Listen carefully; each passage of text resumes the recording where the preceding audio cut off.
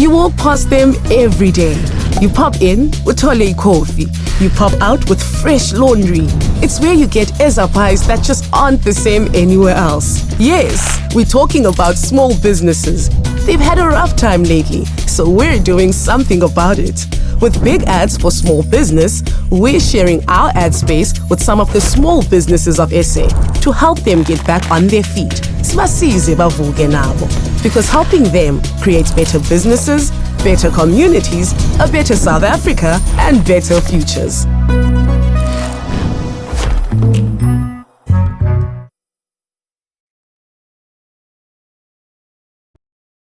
So much for joining us. I am going to now hand over to our first speaker of the day, and she is the lovely Heidi Brouwer, who is the brand mama, and I said brand. We have a joke, Heidi and I, between brand and grand, the brand mama of the Hollard brand. And she's going to talk to us about why we are in this space today and why this campaign called Big Ads for Small Business. Over to you, Heidi. Thank you, Zens. Good morning and welcome everybody to Hollard. Let's say welcome to Hollard because that's really where you are today. Welcome to this space where we share with you what really is a labor of love, or what has been and is going to be for the next 6 months, continue to be a real labor of love. Today, I really want to share with you our journey so far, where we find ourselves today and where we're going for the next few months. And really to, I guess, give you a sense of how this is so much more than just another ad campaign, because we don't do things like that at Hollard, as you know, those of us Hollardites are in the room, some of our broker partners, friends, family, some of the media, welcome to you all, and let's share the story. So we have at Hollard, for those of you that know us well, we have a purpose that's really well articulated, and I don't expect you to read it, but just to get a vibe for the fact that this thing exists. And the essence of our purpose says that we enable more people to create and secure a better future. So the idea of a better future is embodied in everything we do. We live that, breathe that, feel that, and think about it in everything that we do. One of the other things that lives in our purpose is a little statement that says, by courageously pursuing a better way. And for those that know the history of Hollard, you'll know that we're 41 years old this year, 41 years young this year. And the Eindhovens who started Hollard, the original Eindhovens, who are now we're now the third generation, started Hollard because they believed there was a better way to do insurance. And the idea of a better way has been part of our essence and remains part of our essence. And we ask ourselves that every single day, how do we do this better? How is there a better way to do really everything that we touch? So there we found ourselves last year sitting at home. You can see here we are all at home, literally sitting on my chair. We asked ourselves, as we were finishing what had been a Hello campaign, I was saying to Mo, Mr. Flava, who you'll chat with just now, and I haven't seen him for ages because we used to meet on the 11th of every month on Hello Day, which was part of also Better Futures, because my better futures connected to your better future, and it starts with hello. And we wanted South Africans to see each other and connect and say hello. And that campaign had run its course. It had done, in fact, more than 11 months that we had planned. And we were sitting with our agency, our lead agency, VMLY, and we were talking about what's next? Where do we find ourselves? And we find ourselves in South Africa, in a world where things are beyond tough, where everything is difficult, and families and businesses are suffering, and specifically small businesses are suffering. And we asked ourselves the question of, should we respond to that? Should we respond to the challenges that COVID is bringing?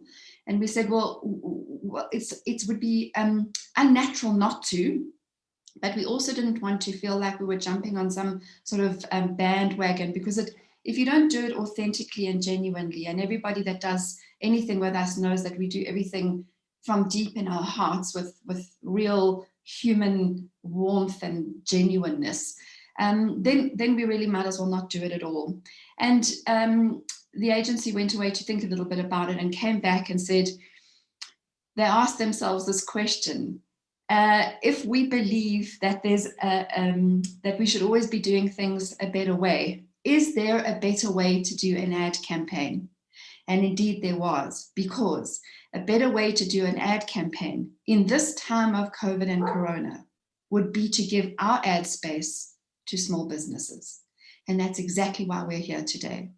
So in August, that's what we conceptualized. We said, what if we give almost all of our ad space, because we still have a responsibility to our own brand and our own organization and all of our stakeholders, we have to keep our business going.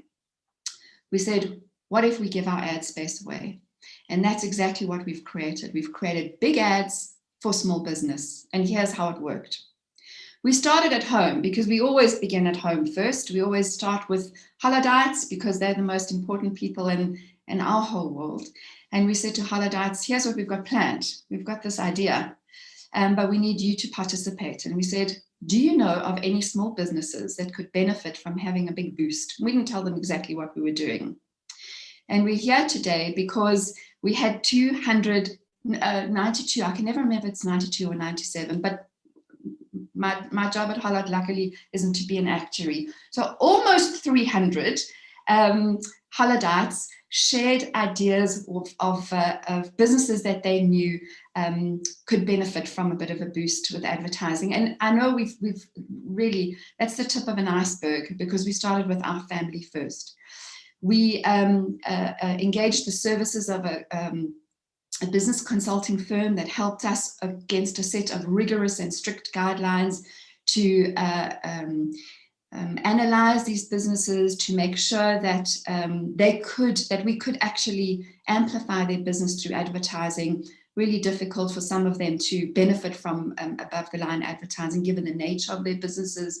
We wanted to make sure that we wouldn't topple them over with above the line advertising because that really wouldn't be useful either. We wanted to make sure that we had a spread across the country, different types of businesses, diversity in everything that we did. And we ended up with the 12 businesses that I'll introduce you to today. What in essence we've done is done exactly what the other bit in our purpose says, which says, we've gotten Hollardites to be catalysts for positive and enduring change. And I think it would be remiss if I didn't acknowledge the Hollardites who, through their efforts, these 12 businesses are here today. So I'm doing no surnames today because I've got a lot of names to share with you. So to say to Ofense, Joanna, Boyfang, Lesejo, Zenzile, Wendy, Millicent, Aaron, Dan, Clyden, and Zanele, thank you for actually really thinking and caring enough. I'm going to get a little teary today. I can feel it. Caring enough and putting businesses forward, because the 12 businesses that are here today are here because of you, because you were a catalyst for positive and enduring change. And thank you from me, from the team, and from the businesses. So what do we have? So we went from 219 to 12 businesses. And what we've created is 13 campaigns, because like I said, we still have to be accountable to our own brand. And so we have 13 campaigns, 12 businesses, and our own. And what the agency and the team are calling an octopus of a media strategy, because for each business, we've created a campaign, a series of ads, a media plan that suits their business. Some are national and we can put them on national television. Some are regional, so we've done a more regional media schedule for them. But the campaign spreads across television, radio, print, street pole adverts, digital. We've got wheat transfer ads. It's really everywhere. And Bruce Whitfield gave us a quick chat on the radio a week, or actually the day before we launched 10 days ago. And in his lovely cynical way, he said to me, so what, business is bad. Are you just giving away your ads because you might as well not advertise at this stage? And I love the question. because I said to him, no, not only do we need to advertise, but we not only have used the ad space that we already have, the media space, we've acquired more, and it's true. We bought more media space so that we could help these businesses. So the businesses you're going to meet today, I just want to give them names because all of you may not get to meet all of them. So we've got the gorgeous and effervescent Connie from Connie Wines, Bianca and Nina from Journey Leather, Andile Khumalo from Moja Chicken, which I haven't tasted yet, so that's got to happen. Wandile and Galeboe from Thesis, which is just the coolest business. William from All Things Laundry, Dina and Lesego from Renewa Creations that make the most beautiful gardens, Pride and Gerald from Ground One Coffee, Bongani and Sibongile from African Accent, such an innovative business, Mojaki from Thras, which is all about education, Berenice and Joanne from Hair Celerate, Nkululeko from Busani Men Tailors, and Jared, Will, and Kim from School Hub. Now, the other magnificent thing about this campaign is there's not, I was going to say not a single, but that's not true. There's one actor, one professional actor who's a little boy in the School Hub ad. Every single other performer is one of these business owners and their family and friends, because Connie invited some of her Chinas to come and cheers with some wine during lockdown. It was all legal. The voiceovers are these business owners. The acting is these business owners. It is incredible. And the other amazing thing that I have to acknowledge is that all of this was done in lockdown, level 3++. The sets were tight and closed. All of us were sitting in our own homes. We did this remote. The videos were shot in the back of minivans or other weird areas. It was all done virtually. It was, when I say a labor of love, I mean a labor of love. There were mosquitoes, there was sweat, there was all sorts of craziness. And so when I tell you labor of love, I mean how personal it was, because this was in everybody's home. This was personal. And for that, I have to also say thank you really especially to the team who put this all together. From Hollard to Joe, to Warwick, to Bev, to Zenzile, to the VML Y&R team and the production team that worked with us, to Flow Communications, to our directors, just really everybody just pushed the envelope. If I said in one more shoot, remember we shot 13 ads, 12 shoots really. Where's the mask? I can't see the mask. Why is they touching? They're too close to each other, all from my house. We might have driven people a little bit batty, but what you'll see and what you've seen, and I think what we've created and what we'll create in terms of better futures, I think is just remarkable. So in closing, I just want to remind us that what we are at Hollard, and I'm just going to put up the purpose statement again for us to see, is we are catalysts for positive and enduring change. And to the media who are here, please share the story, not because we want the coverage, but because we want to inspire other people to do the same. You know, we talk a lot about public-private partnerships, but what if we were creating something new? What if we're creating big business, small business partnerships? What if we suddenly could catalyze this as a normal, as a new normal? And let's look out for more of that as we go forward. Let's just inspire other people by the power of possibility, because that's what we've done through this labor of love. So enjoy this morning, enjoy the incredible speakers that are here, and really do go and connect after the speakers, the formal section, and hear the stories and meet the 12 amazing businesses. And thanks for being part of Big Ads for Small Business. Thank you so much, Heidi, for anchoring us so beautifully into the purpose of why we are here today. Thank you so much for that wonderful welcome and for setting the scene for us. I just want to recap for everyone the instructions for Spatial Chat, the space that you are in. I'm aware that some people may have come in when we had already started. So just a quick reminder to everyone to please move your avatar off the screen, go find a seat for your avatar. Also, just to go to the right of your screen and just to use the plus or minus button so that you actually can zoom in and actually see the screen, because we want you to see all the speakers that we have today. And speaking of speakers, our next one is the incredible Andile Khumalo, who is no stranger to speaking about entrepreneurship and small businesses, and is an exciting, energetic person. And I, for one, can't wait to hear what he has to share with us today. On that note, Andile, over to you, sir. Thank you very, very much, Zenzile. Thank you to everybody that's joining us this morning. Good morning, ladies and gentlemen. I'd like to first start by congratulating Hollard for this genius campaign. The Big Ads for Small Business campaign, for me at least, recognizes the positive impact that big businesses can have on small businesses. And with Hollard using its leverage to support entrepreneurship, especially in a time that's so difficult for all of us as entrepreneurs because of the impact, of course, that COVID-19 has had on all of our businesses. As I'm sure you are aware, South Africa continues to be one of the most unequal societies in the world. A legacy, of course, left behind by the horrible and very unjust political past that we have. Now, this inequality has become the source of many social ills in our nation, especially as it relates to the high rate of unemployment. It's also been proven time and time again through research that being unemployed can create feelings of low self-worth and dignity and seriously compromise mental health. The beauty about entrepreneurship, of course, is that even if you're not making tons of money, you feel good about running a business. Even if you're just feeding yourself or the few people that work with you, there's a sense of purpose. You wake up to something every day. You have a shop to open. You've got customers to serve. And if you're lucky, you've got some employees to pay wages to. All of this creates a sense of purpose and a sense of dignity. That's why they call work an occupation or earning a living, because it gives you that dignity. And this dignity is a privilege to the few of us that are on this call and out there that is not available to the 14 million of South Africans that are not working, that are not studying, and are not self-employed in South Africa.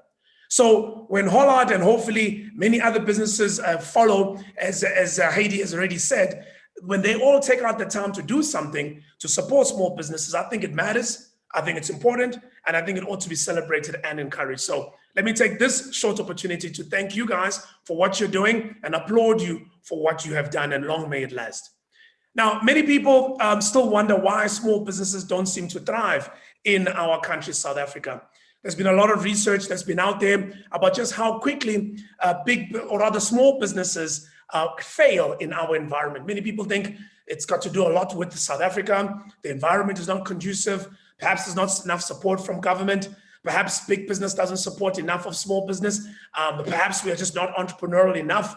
But if you look at, of course, the businesses that have been built by many entrepreneurs out of South Africa, you will see that many a time we've proven time and time again that actually we are resourceful. But what is it then that is holding back the progress we could all be making? And what are the things that you and I as entrepreneurs need to be thinking about to try and reverse this trend? What are the things that other big players and supporters of ours like Hollard need to be thinking about to try and help us succeed? Notwithstanding, of course, that we are all going through a very unprecedented time right now. And it's kind of hard to have these conversations with COVID around because it literally changed everything, didn't it? But we still have to find a way to survive in this time, and we still need to find a way to thrive, hopefully, as and when the vaccine gets more and more out there and a lot more of us are protected from this horrible disease.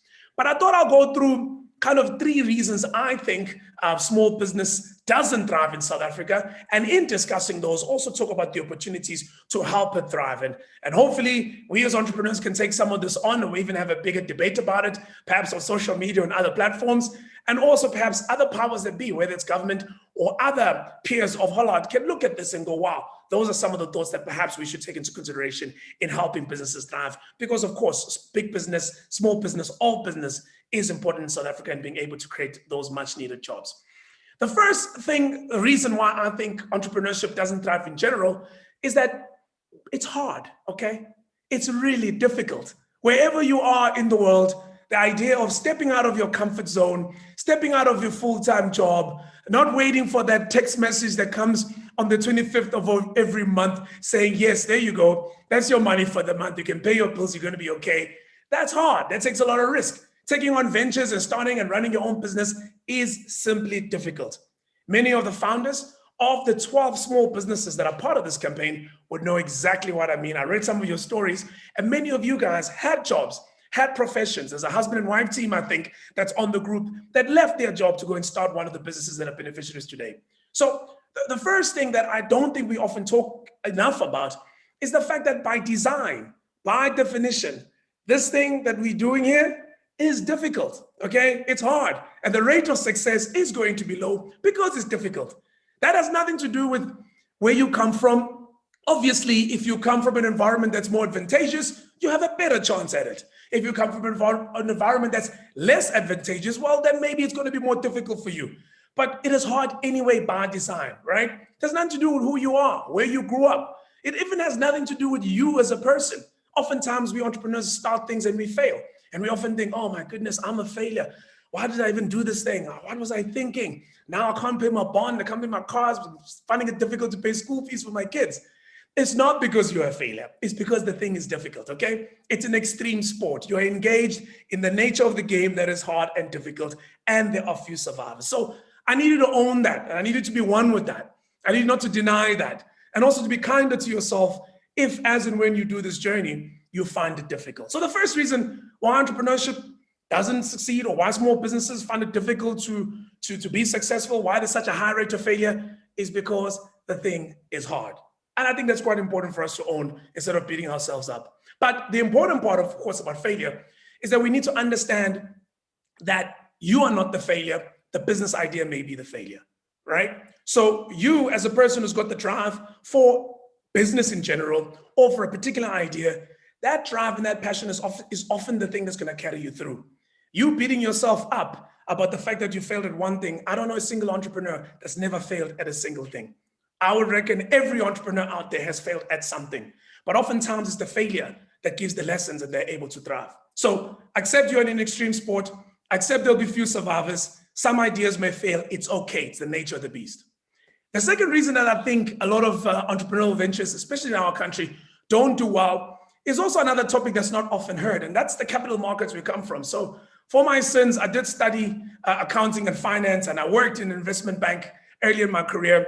And I can tell you that it's a real big issue, the fact that we live in a capital market where asset managers and fund managers are simply not interested in anything that looks like a risk, anything that does not look like a sure bet.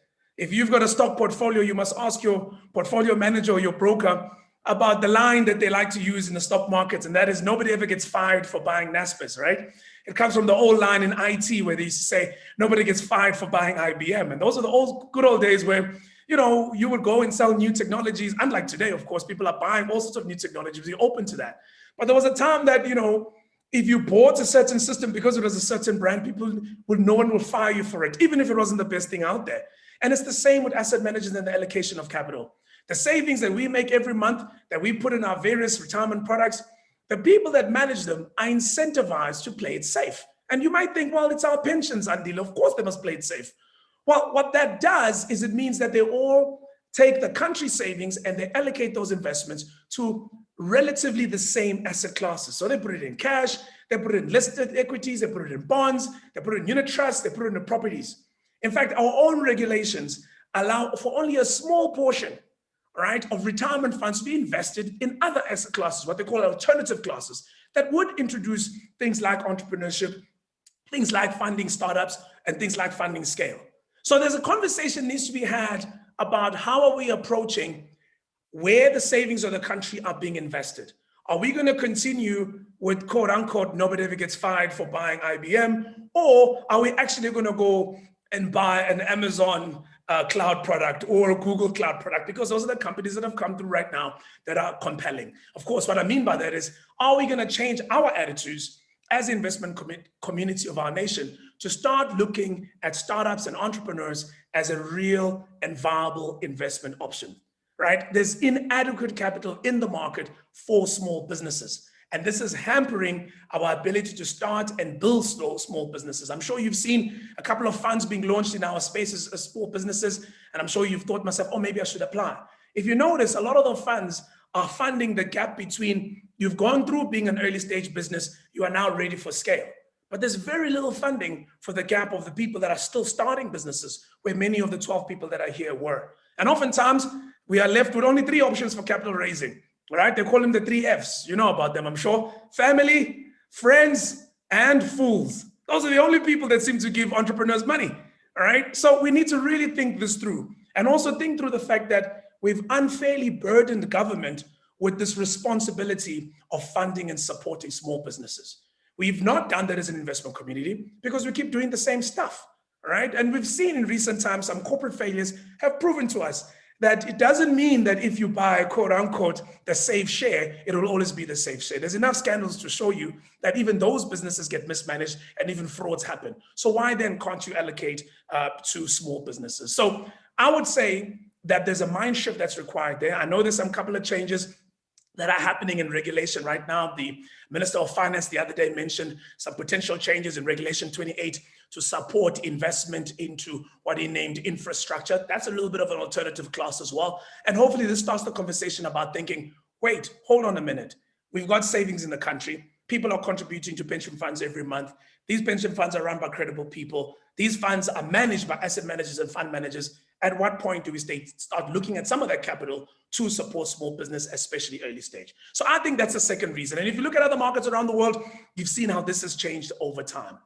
And my third and final reason why I think it's difficult for many small businesses to survive, and the opportunity that there is for us, is that more than funding, small businesses actually just need one thing, at least in my humble view. We need a paying customer. If there is a customer who's going to buy my product or my goods and pays me on time, preferably just before he takes my product and goods, then I have a business going, right? I can raise my own funding. I just sell more products. So we are struggling right now to sell our goods and services because of a couple of reasons. One, South Africa is a relatively small market. I know we might think we're a big nation, and I know that we might think that Bafana Bafana are a really big kind of football club. But as we've learned in time, we're not as big a nation as we think we are, all right? So we're a relatively small economy. We're only 60 odd million people.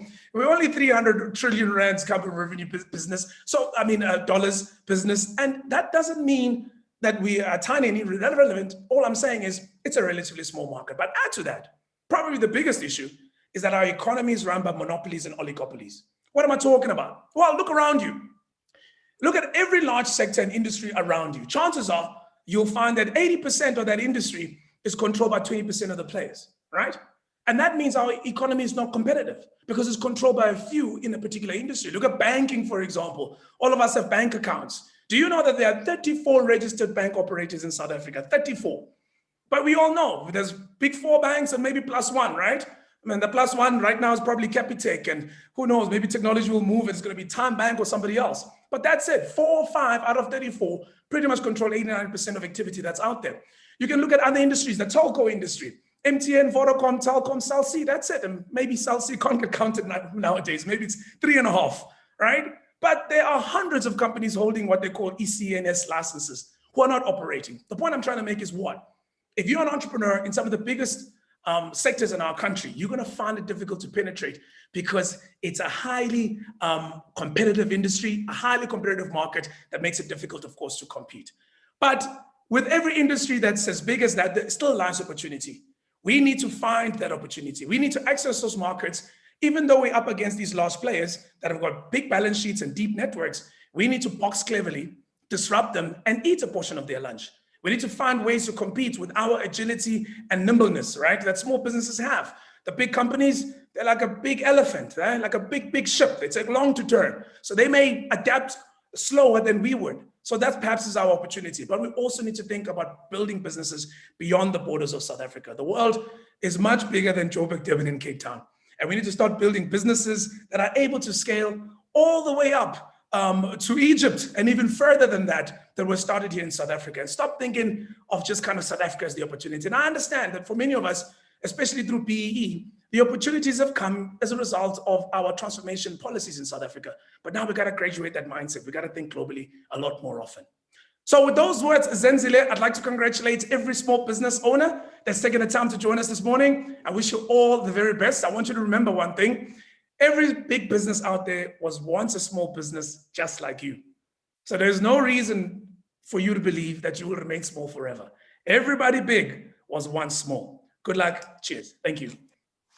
Wow, fantastic. Thank you so much, Andile, for that.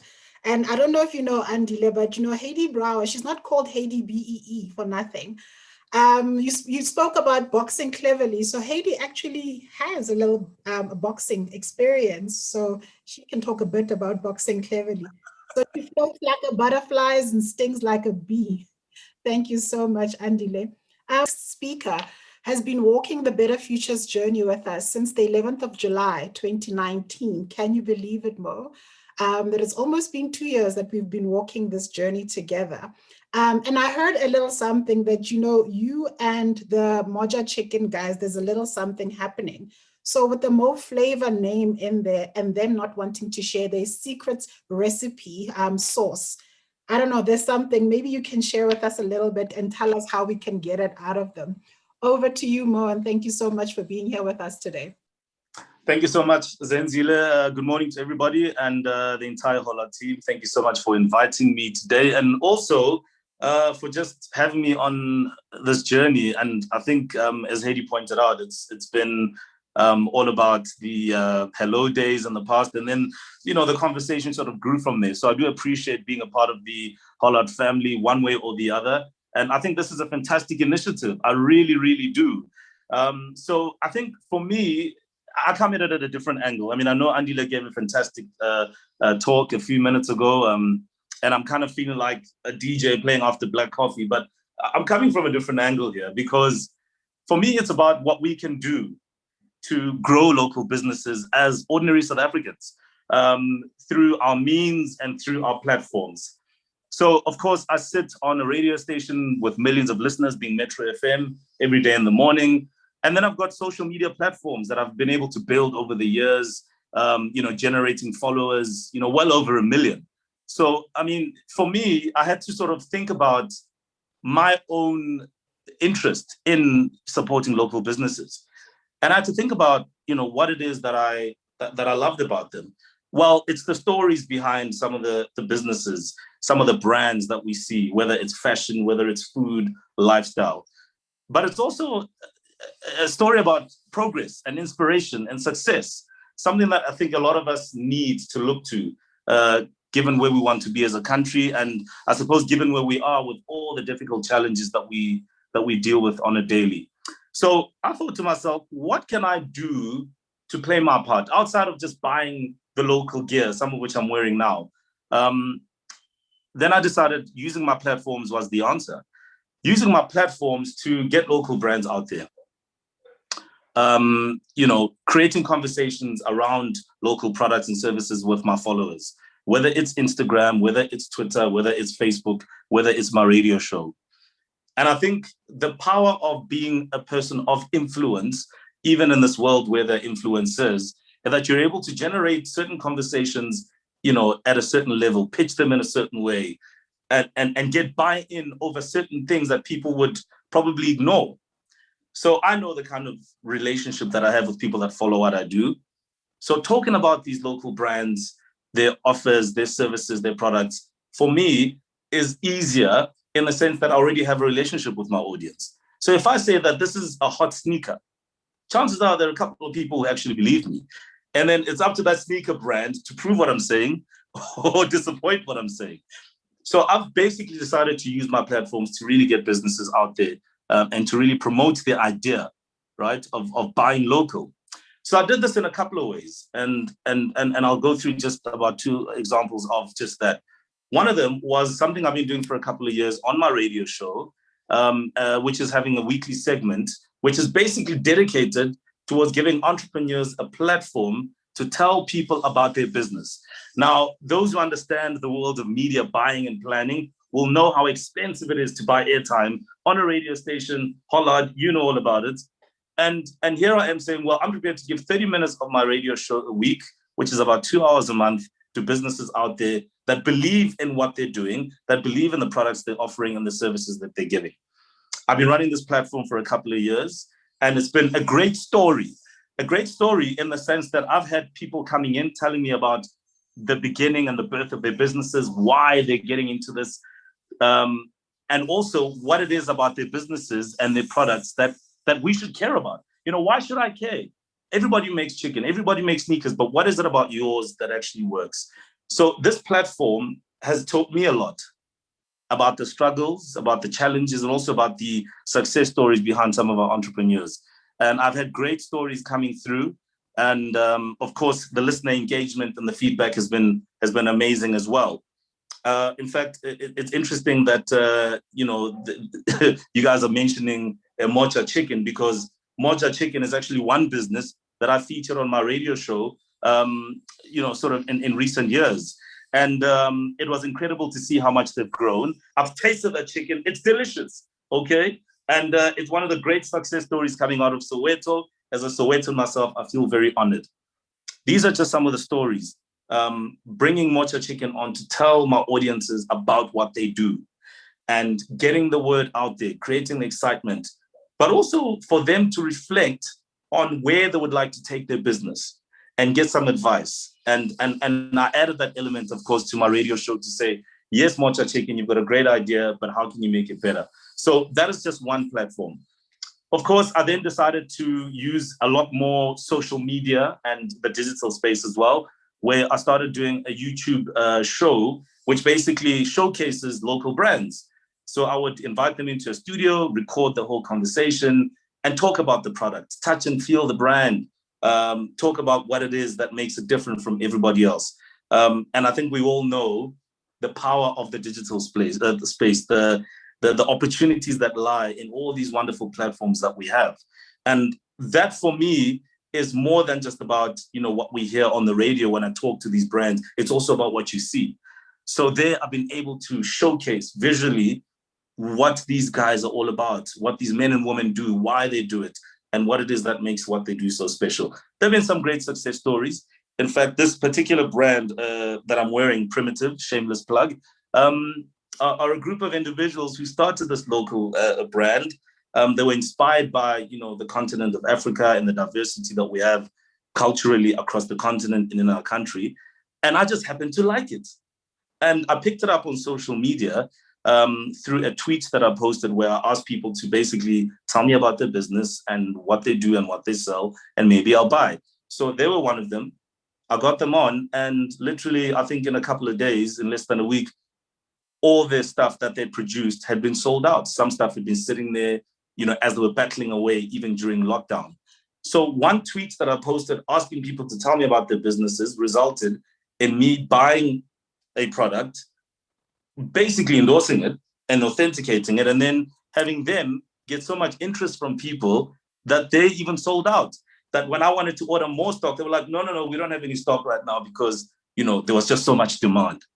So it's that combination of, good intention, the love that I have for our local brands and products, and using my platforms to really get them out there. I think one of the biggest things for me is the hope. I think every entrepreneur, whether successful or not, or what you regard as success, is a story about hope. It's a story about, this current generation that believes that nothing cannot be done. Even if it takes me 5 years, if it takes me 5 minutes or 5 months, it can be done. And there are a lot of incredible stories that add hope. And I am inspired by that. I'm inspired by the trials and tribulations that people have gone through to build their products. I'm inspired by the success stories, how their side hustle became the main hustle, became the main thing, became that which provides food on their table, a beautiful house to live in, and the growth of their business. And I want to get more of those stories out there. All right. So I've met some of the guys who have made that the cut, the 12 businesses that you mentioned, and I'm hoping to meet more and more people. But I think there's power in using our ability, our platforms, our networks, whether it's our WhatsApp groups that we all, jump on and share all types of stuff, some inadequate. Why don't we post 1 or 2 businesses in there? Why don't we talk about some of the brands that we really like authentically, especially because it's local? Why don't we use our platforms as people of influence or influencers to really get local brands out there? So that has been my journey. That has been my story. I've had my own experiences as an entrepreneur where at some stage I had a condom brand that I started many, many years ago that was an epic fail, not because the condoms weren't working properly, but because it was a great idea that didn't have the right guidance. I didn't have the right guidance. I was young, a bit of the arrogance of thinking you know it all, you can do things on your own. So I know what it's like, and I've learned a lot. But all these stories for me continue to be very inspirational. And I urge you to please check out some of these platforms that I spoke of that I've created to really get local businesses out there. I love the fact that we've got billboards now that Hollard have gone and put out there, because we've got to make our businesses look bigger than what they are, because it's also about perception, right? If a mocha chicken or a thesis is sitting on a billboard, I mean, that is a big deal. That is a big deal. So that for me is power. And that's what I'm talking about, the power of influence. How do we use our platforms to do that? So I'm excited about this journey. I hope I'll be able to do more with Hollard and the team. And like I said, all businesses out there, I'm always keen to work. I'm always keen to try out your stuff. And I'm always, keen to grow a local product. So that is my angle on this. And I'm very excited about this journey. Good luck to all the businesses. I will continue supporting where I can. And for as long as we know about it, we are willing to talk about it. And that's, the bottom line for me. So thank you so much for giving me the opportunity to just give my sense of things. And I certainly hope that this will grow in leaps and bounds. Big up to the Hollard team. You guys are out of this world. Cool. Thank you so much, Ndate Flavor. One of my colleagues called you Mr. Flavor, so I'm just sotorizing it and saying Ndate Flavor. Thank you so much for sharing your inputs with us and for giving us your sense. And thank you for supporting small businesses as well in the country. We're going to move on to our next speaker for the day. And I love the name of his business, Heavy Chef.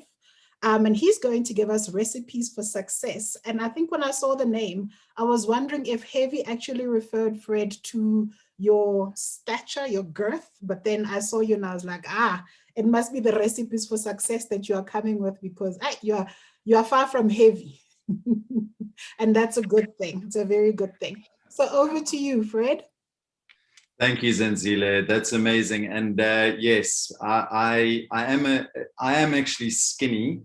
So the name Heavy Chef is a metaphor, and it comes from the saying, "Never trust a skinny chef." Essentially, what it means is that we want to honor the people that get stuck in, that roll up their sleeves, that dig the trenches, that do the 10,000 hours, that eat their own food. And if you haven't guessed it yet, I'm talking about the entrepreneurs.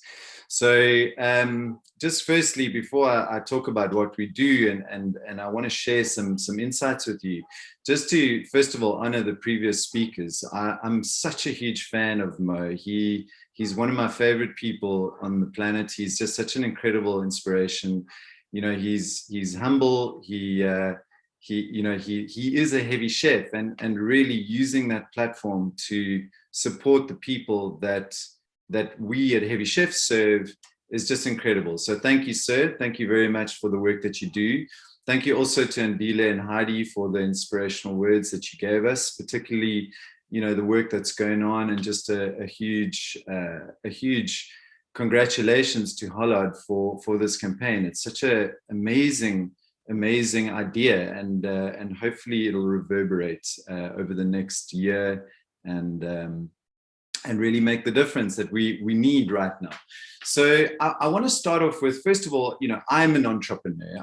I started Heavy Chef 3 years ago as a business. It was an idea that was ingrained in part of our previous business, which was a digital agency. I used to run an agency that I started in 2003, and it was just the biggest hack in the world. Anyone who says entrepreneurship is easy is lying. As Andile was saying and stressing, it's hard, and we really do need to underpin that and continue to remind ourselves that it is really, really difficult. And it's just part of the journey. But at the same time, it is really important, and it's really inspirational, and it's really, really impactful.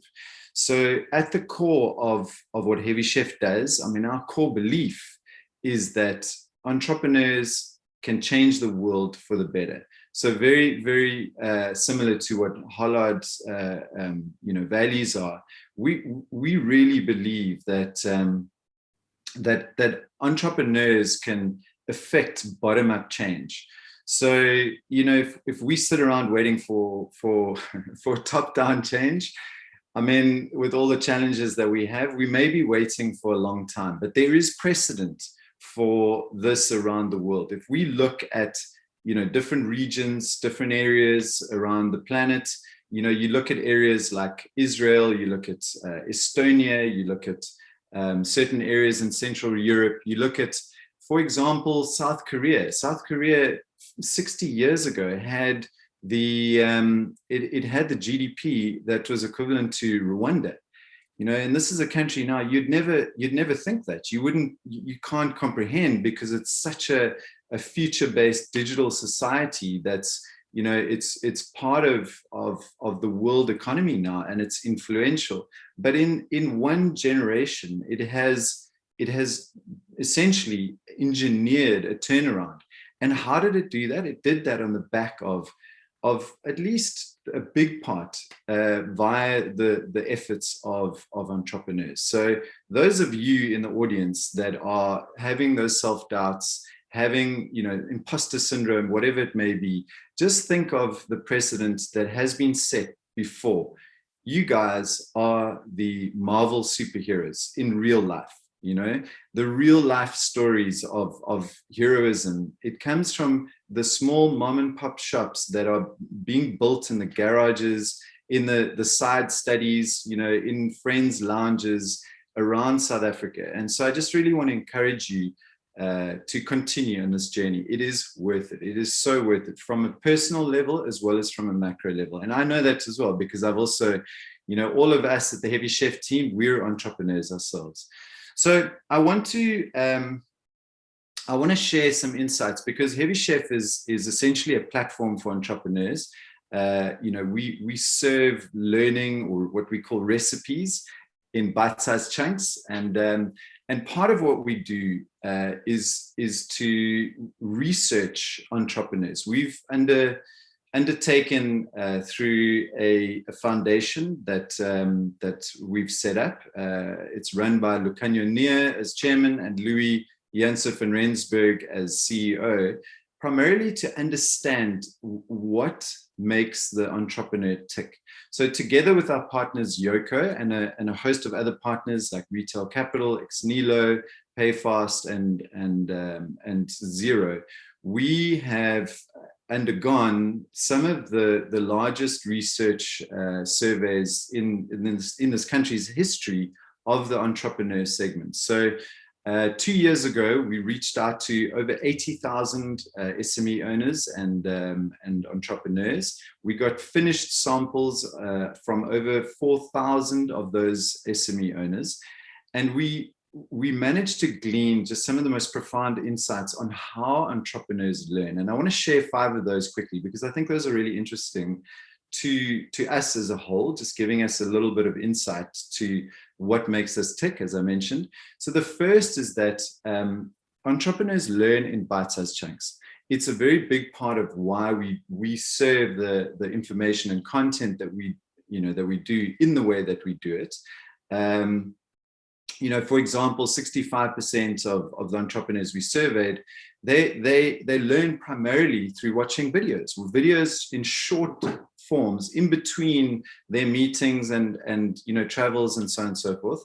The second insight is that they learn from each other. So essentially, the peer-to-peer network is absolutely critical for entrepreneurs. And we found that 55% of the entrepreneurs we spoke with, they spoke to each other and learned from each other. They learned from other entrepreneurs that they identified with. The third insight is that I'm sure this is no surprise, we entrepreneurs are constricted by time and also from finances, pretty much equally 60% and 60%.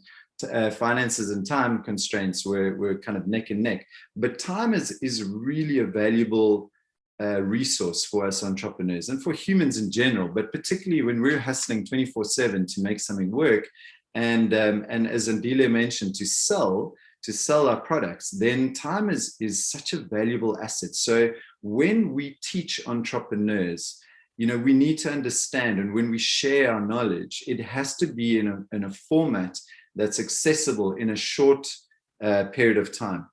The fourth insight that I want to share with you is that we are leaning towards learning in small groups. And the way that's being constructed at the moment is primarily at the moment through social media. So we use the channels that are available to us, as well as other channels like chat, Slack, WhatsApp, and so on and so forth. But 20% of our audience indicated that they're already starting to formulate small groups. So small groups of peer entrepreneurs, either formally or informally, and starting to learn from each other, right? And then the fifth is that we need guidance, and we need guidance from people that we respect and that we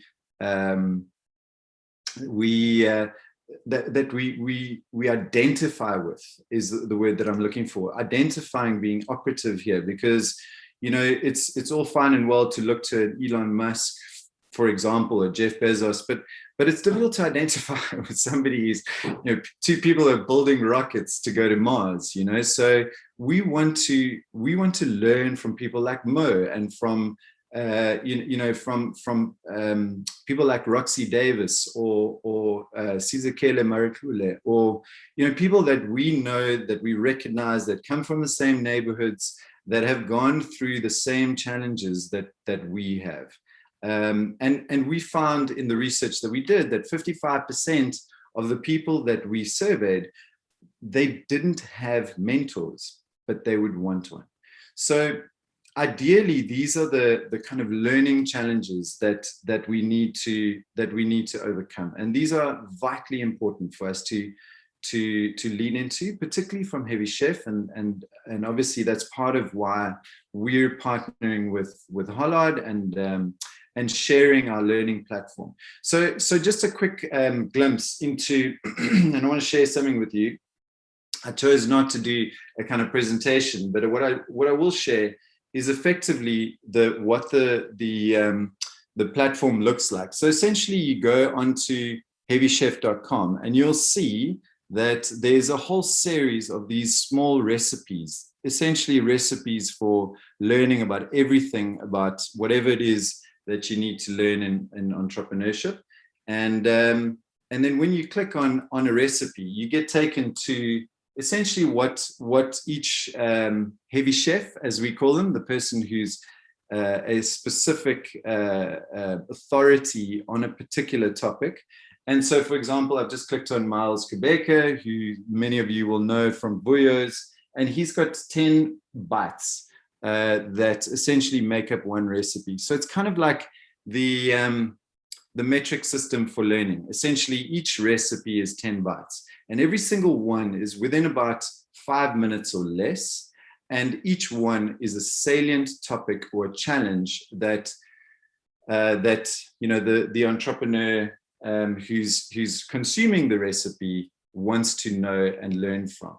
And I think the critical thing about this is that it's simple, it's accessible, and it's available to everybody. Obviously, you can go on and you can, choose your learning pathway the way that suits you, and ideally, you can continue ad infinitum on a learning pathway that effectively builds your knowledge resource in a way that suits you. And so I think just to close off from my side, in terms of the way that learning is changing, and I want to encourage everybody in the audience just to lean into, is that education, learning, gaining knowledge is no longer a milestone. If we look at the way that it used to be seen, if you ask people 10, 20 years ago, how do you become an entrepreneur? Most people would say, you have to study, you have to go and do a course. There's certain resources that you need to do. That has changed. It has changed irrevocably. We have gone through a seismic shift in the way that we gain knowledge, and particularly as entrepreneurs, we do not learn via going through a milestone that previous generations did. You would go to school and then you would go and do some sort of business degree, or you do short courses that kind of, constructed. Those things are still available, but the way we learn now, learning has shifted from being a milestone to now learning is a lifestyle. And I want to encourage you to really embrace learning, embrace this journey, this beautiful, enriching, fulfilling, and ultimately impactful journey that you're on. So I just want to encourage, in closing, everybody here to become involved in this journey, from being skinny chefs, which we all are to a degree, to embracing the journey towards being a heavy chef. And that the only way to do that is learning by doing, by getting stuck in, getting into the trenches. Learn by doing. Really go forth and conquer. Get stuck in. And I just encourage you on this journey, because you guys are the change that we want to see. And so in closing, just thanks to Hollard for the opportunity just to partner with you guys. And finally, thanks to you, the entrepreneur that's hustling your way through what seems to be impossible odds, but it again is worth it. Thank you. Thank you so much, Fred, for sharing that information with us and for your talk. And I love the name as well. And I thank you for sharing. Food is one of the loves that I have, and it's a passion, I think, for most people. So I think a lot of people can actually understand and share with what you've shared with them on the platform. So thank you so much for your input. Thank you so much to all our speakers as well for joining us this morning. I appreciate each and every one of you. And I think for me, the common thread throughout what you have said is that the 12 SMMEs that have been featured here are nothing short of superheroes, the journey that they are going through and that we are fortunate enough to be witnessing is nothing short of incredible. And what a wonderful thing it is for us to be walking through this journey with them. So thank you so much, Andile. Thank you so much, Mo. Thank you, Fred. Thank you, Heidi, for your speeches this morning.